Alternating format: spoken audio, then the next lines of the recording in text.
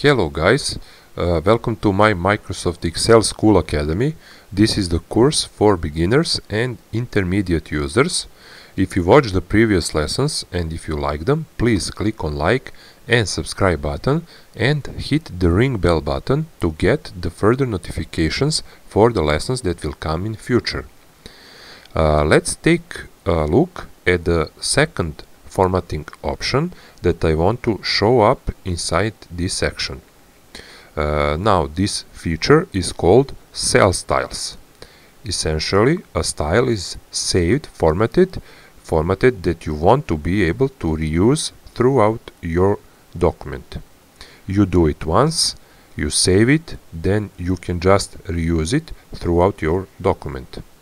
And if you update your change, something you change, for example color or font size or whatever, about the said formatting, it would then update your entire document. I want to format all the headers, like from bills to percentages, and I want to they look the same way formatting, wise as far as color, size, font, that type of stuff. Now we do have two different types of data. We got text and dates, so we need to keep that in mind. So first thing I'm going to do here is go to my home tab, and I already here, and there is actually a couple of different ways that you can create styles inside of Excel. If you are already on home tab, you can go to styles section, and then I will go to this button. It's called cell styles. Here you can see the bunch of defaults, and when I hover over them, I get a quick little preview, as you see here. So I'm going down to the option new cell style and click here.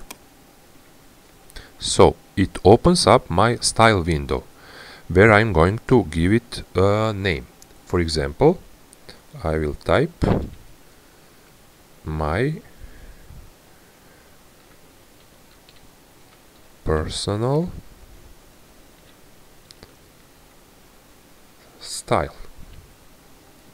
You can name it whatever you want. Now down below we got to tell the style what we want to include.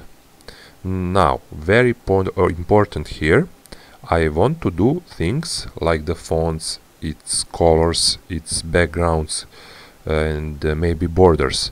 But what I do not want to do, because we have got a mix of text and dates or numeric data there, I don't want the number formatting to change. I don't want, for example, bills to become a date, and I don't want January, I don't know, 2021 to become I don't know, something other formatting, like some attached value. So in the we have our little check marks here, and for my style includes, I'm going to turn off the number, just turn off that, and I will leave the rest like it is, and then I will click on button format, and okay, I am currently in cell B4, or I have selection right here. This is what I'm going to apply to these cells here. I'm going to fill tab, and for example I will use green because I like green color.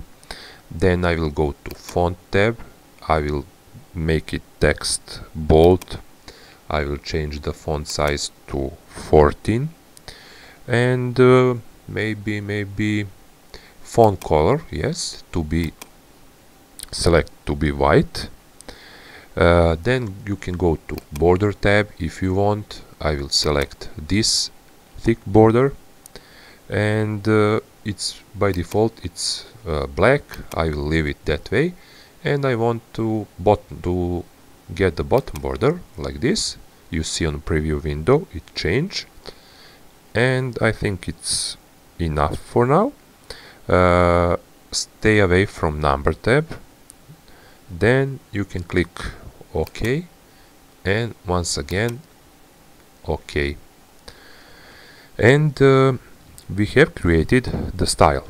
It's there, so I just need to select it. I will go to cell styles, and you see here it shows my personal style. And as just to close this, you will select these cells. They were already selected in my case. Go to cell styles and choose my personal style, and you see all is changed. I will just adjust some I will do some correction to be nicer, and okay, you have now your personal style. But what if you want to update your style? For example, to apply the changes in all cells, you have all cells that have your new style.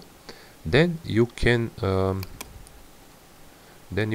no selection. We are going to cell styles, my personal style, right click and modify,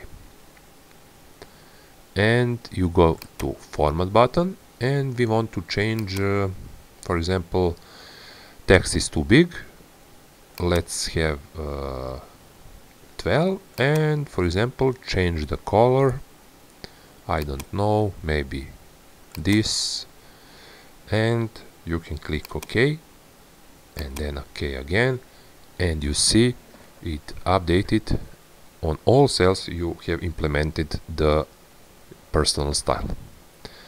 That will be all for today's lesson, and we will see you soon.